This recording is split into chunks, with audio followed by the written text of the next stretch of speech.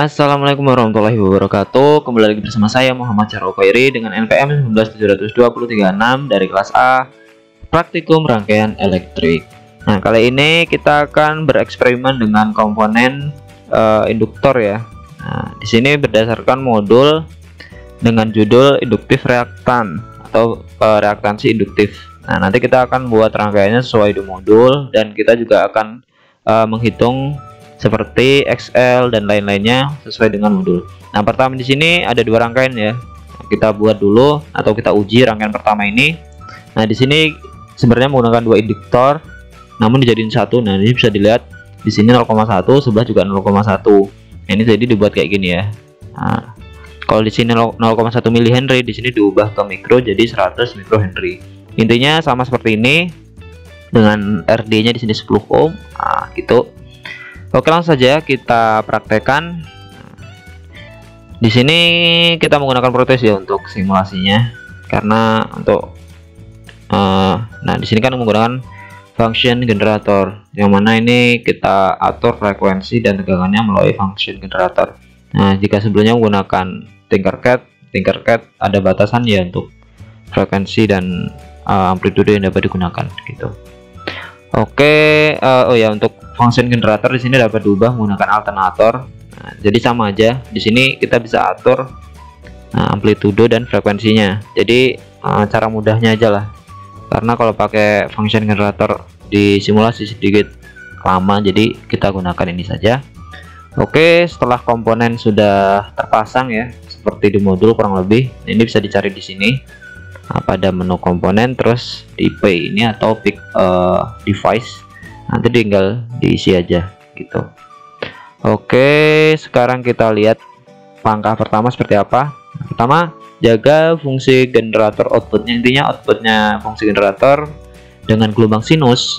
Nah, besarnya 100 kHz dengan VPP atau tegangan peak to peaknya 20. Itu amplitude ya. Nah, ini 20 dengan ini 100 kHz atau 100.000. Nah, ini udah sama. Lalu connect to F label. Nah, ini dihubungkan ya berarti ke rangkaian. Nah, terus ini bisa kita lihat di sebelahnya disambung ke osiloskop. Nah, ini channel 1 atau A dihubung ke yang di sini ya, di antara RD dan induktor. Nah, di sini yang A, sedangkan yang B yang di sini ya, di ujungnya induktor. Terus kita baca perintah yang kedua, instruksi yang kedua ini. Masukkan frekuensi. Oh ya, ketika frekuensinya 100 Hz, kontrol osiloskop sehingga CH1 dan CH2 ripple-nya dapat terlihat gitu ya, sebanyak 2 cycle atau 2 gelombang. Nah, ini kita play ya, tinggal di run. Jadi di sini kita juga sambil belajar simulasi dari osiloskop. Tentunya berbeda ya dengan osiloskop yang asli, tapi ada mirip-mirip dikit. Nah, di sini bisa kita lihat ya, tuh. Oke, belum muncul, ditunggu aja. Nah, jadi ada jedanya juga. Ini channel yang tidak digunakan bisa kita off kan. Lalu channel yang digunakan ini, ini kita atur dulu. Nah, seperti ini posisinya, posisi nolnya ini bisa dilihat. Nah, ini kita ubah ke 0 aja. Jadi nolnya itu ada di ujung paling kiri. Iya.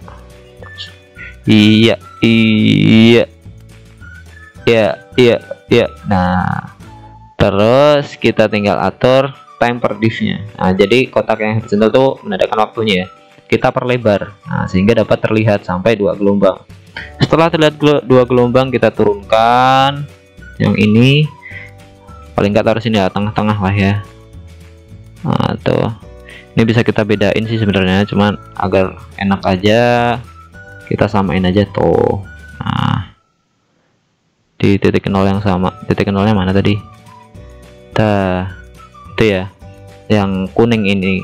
Nah, ini yang merah tadi, yang A, kuning ini yang A, sedangkan biru ini yang channel B gitu. Ini posisinya di AC.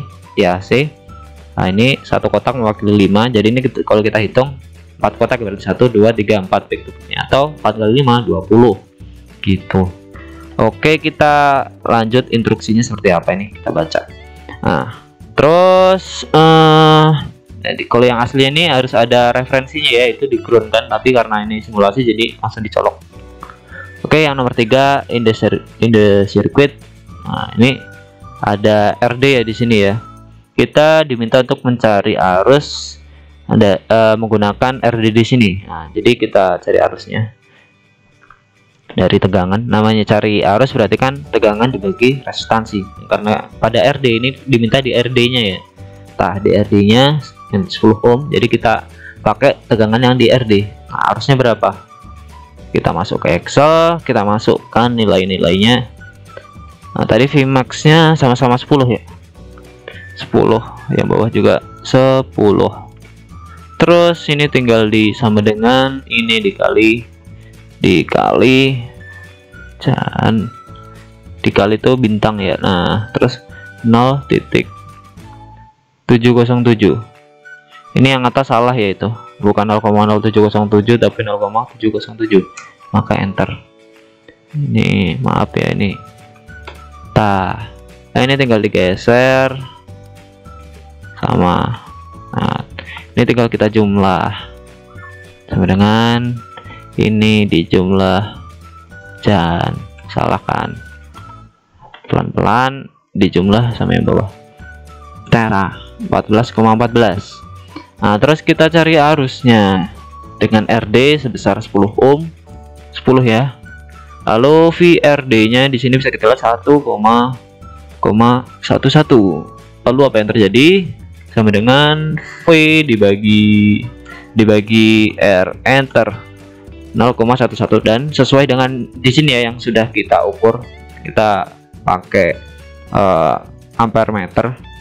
Jadi untuk membandingkan aja, sebenarnya dari awal kalau pakai alat ukur tentunya lebih mudah, cuman nah di sini adalah modul ini diminta untuk kita belajar menggunakan alat ukur dan memahami perintah-perintahnya gitu.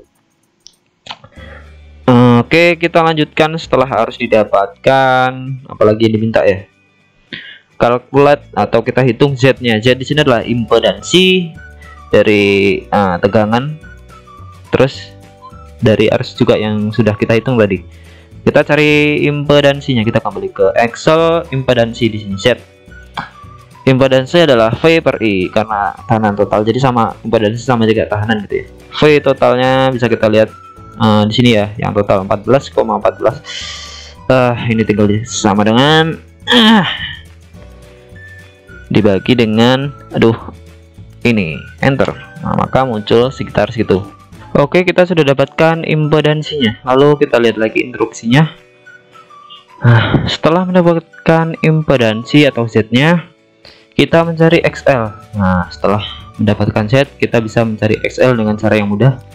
Di sini rumusnya adalah, nah ini berupa segitiga ya. Jika kita lihat representasinya, nah kita cari XL berarti dengan Z kuadrat kurangi R kuadrat yang diakarkan. Kita coba lebih mudahnya, impedansinya ini kita buat yang kuadratnya dulu. Gimana di sini? Nah, ini kita cari kuadratnya. Ini 2. Nah, gini ya. Kurang lebih segini kalau dikuadratkan. Terus yang RD-nya jika kita kuadratkan itu ini kuadrat. Nah, 100 ya, bener ya. Terus ini tinggal yang Z dikurangi 100. Gimana? Di sini aja lah ya. Z dikurang 100. Lalu kita enter. Nah, ini hasilnya. Nah, ini yang dikuadratkan nanti. Nah, kita masukkan di sini sama dengan ini pangkat setengah. Nah, maka hasilnya ini. Nah, di sini terdapat kesalahan pada rumusnya ya. Nah, harusnya pangkat setengah itu dikasih dalam kurung, jadi menandakan ini akar. Baru enter. Nah, maka hasilnya sekian. Nah, karena ini nggak kepake, dihapus. Nggak bisa ya, karena melewati ini ya tadi. Gak apa-apa.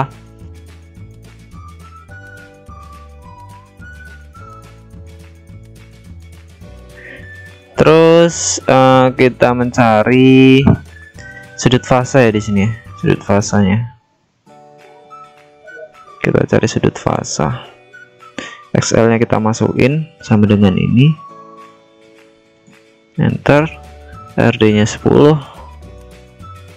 Lalu kita tinggal cari sudut fasenya dengan tan min 1 XL per RD, yang mana hasilnya ini bisa dicoba di kalkulator, kurang lebih 85 derajat ya.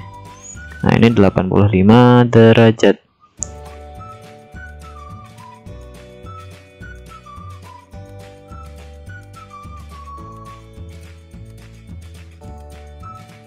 Nah lalu di sini kita diminta untuk mengubah lagi frekuensi dari sumbernya menjadi 200 kHz, lalu kita mencari I, Z, dan XL nya lagi, sama seperti di atas pokoknya, sama seperti sebelumnya, cuman kita ganti frekuensinya lebih besar. Nah apa yang terjadi gitu ceritanya, kita bandingkan.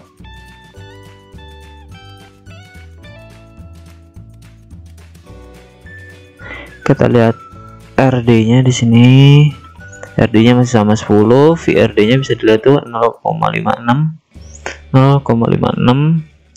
maka I nya berapa, sama dengan V per R, hasilnya 0,05. Nah sama ya tuh 0,05, hasilnya sesuai dengan alat ukurnya. Terus kita tinggal cari impedansi dengan V per I. Nah di sini bisa kita lihat untuk vetotnya masih sama, maka kita masukkan saja di sini ya. Nah kayak tadi 14,14 ini kan sama dengan dulu 14,14 per I. Nah I nya ini yang berbeda nih. Nah 2,5, terus kita masukkan XL.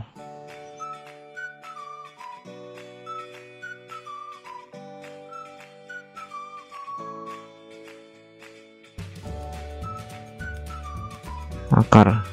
Nah maka hasilnya 252, sekian. Ini bisa kita kecilkan agar mudah untuk dibaca, contoh sampai mentok ya, sampai segini. Nah ini juga sama lah ya, intinya ini kalau dikecilin pasti 5 dibuatkan ke bawah jadi 252 juga. Nah jadi dapat kita simpulkan di sini ya, untuk XL nya semakin besar frekuensinya, otomatis XL nya juga semakin besar. Nah, karena apa? Arusnya di sini makin kecil ya. Terus rumus XL kan juga 2πfL. Nah, di situ terdapat perkalian terhadap frekuensinya. Jadi jika frekuensinya tinggi, otomatis di sini reaktansi induktansinya otomatis akan menjadi lebih besar gitu. Nah jadi rumusnya kan 2πfL gitu ya. Di sini enggak ada tulisan. Nah di sini ya ada tulisannya nih 2πfL untuk XL. Nah maka semakin besar F nya, otomatis XL nya juga semakin besar gitu. Oke, terus kita ke rangkaian kedua. Ini rangkaian pertama sudah selesai ya. Di yang kedua di sini kita diminta untuk yang kedua ini seperti ini, tapi nanti kita sederhanakan. Nah ini sudah saya buat sebelumnya di bawah. Nah disederhanakan. Jadi untuk membuat rangkaian tidak perlu sama persis seperti di sini ya.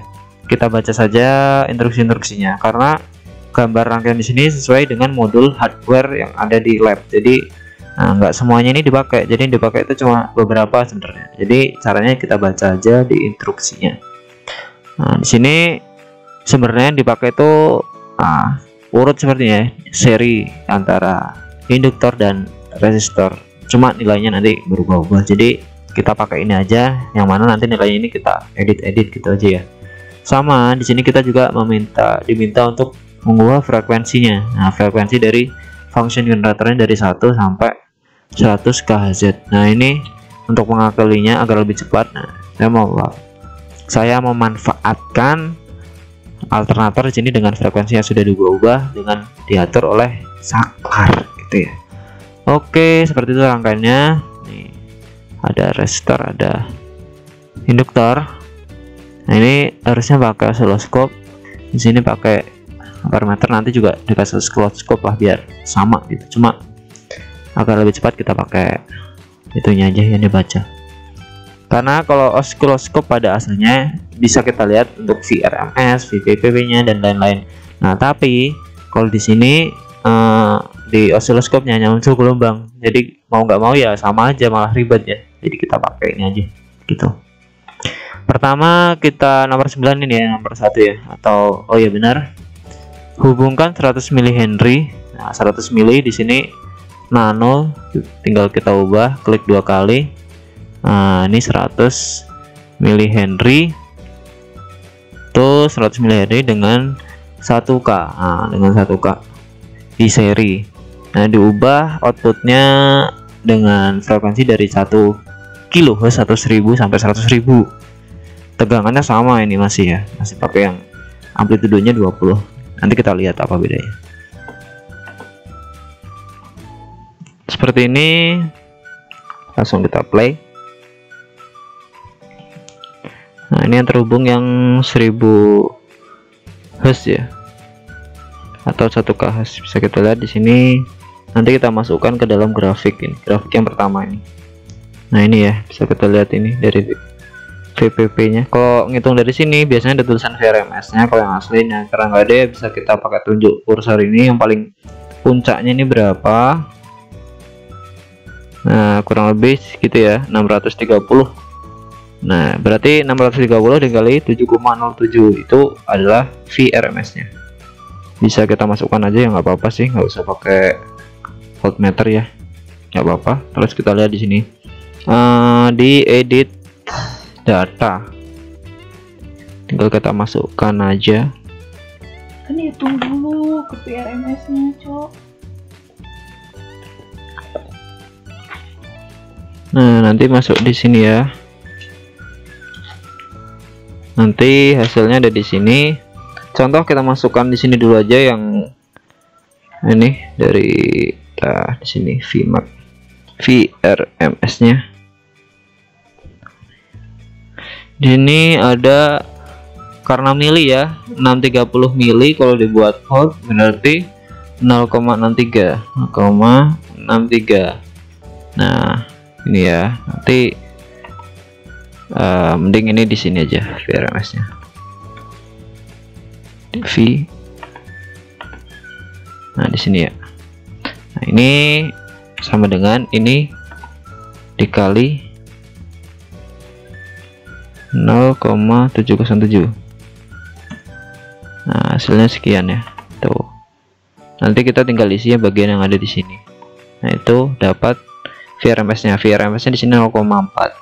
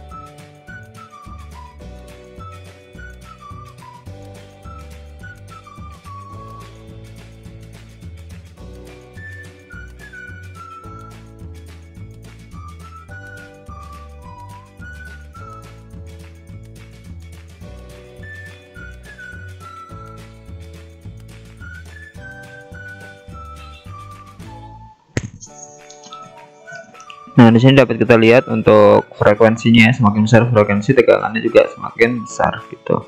Terus kita coba yang 1 mH plus 10 ohm. Nah, kita akan ganti lagi di sini 1 mH. Nah, dengan Henry yang lebih kecil, restoran juga lebih kecil, itu 100 ohm.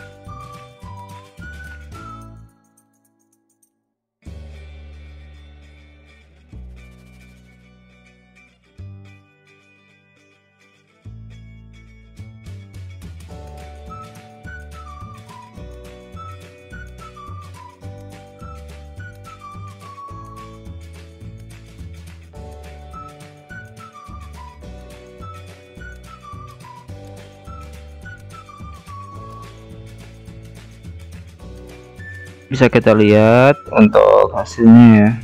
Nah, intinya semakin besar frekuensi yang digunakan, maka otomatis akan semakin besar pula tegangan yang didapat gitu. Nah, namun dengan rangkaian yang menggunakan 10 mH induktor dengan 1 kilo ohm resistor, lalu yang bawah ini rangkaian dengan 1 mH plus 100 ohm resistor. Nah, nilai dari tegangan yang didapat lebih besar yang atas ya. Nah, meskipun berbeda dikit ya, karena di sini juga bedanya nggak beda jauh sih antara komponen yang digunakan. Yang di sini bisa sampai ke berapa ini ya? Kita edit di sini ya. Kita lihat di dalamnya ini, edit data. Nah, ini yang paling ujung sendiri berapa? Nah, bisa sampai 7 ya. Nah, ya benar sini tepat 7, sedangkan yang bawah tadi masih 6, ya. Nah, jadi berbeda sedikit sekali. Nah, seperti itu.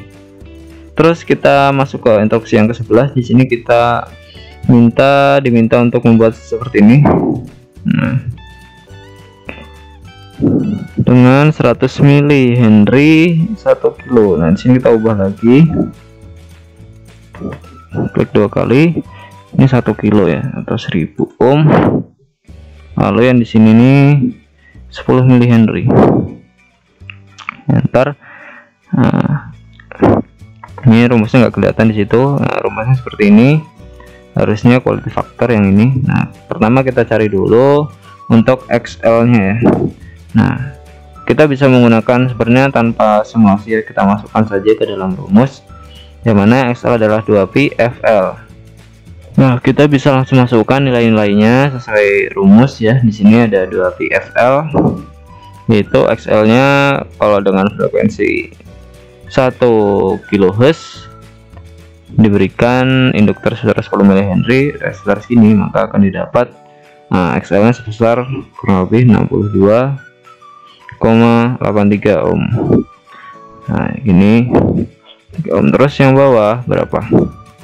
Yang bawah ini kurang lebih 628,3 ohm. Terus yang bawah ini sebesar 6283. Nah, ini bisa dicoba langsung pakai kalkulator. Nah, lalu untuk mencari key-nya atau quality factor adalah XL per R. Jadi tinggal ini R-nya ini dibuat 1000 aja. Tuh 23. Nah, gitu ya.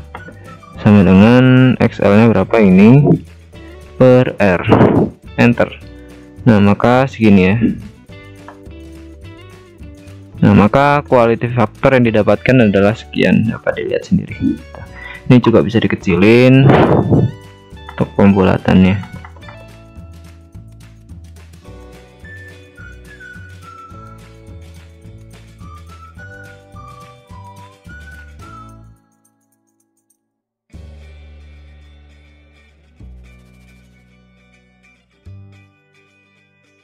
Nah, di sini dapat kita simpulkan semakin besar frekuensi yang digunakan, maka XL-nya juga semakin besar dan berpengaruh pada quality factor.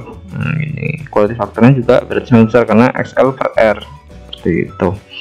Nah, kurang lebih seperti inilah untuk percobaan praktikum induktif reaktans ya, yang sesuai dengan modul yang diberikan oleh dosen pengampu.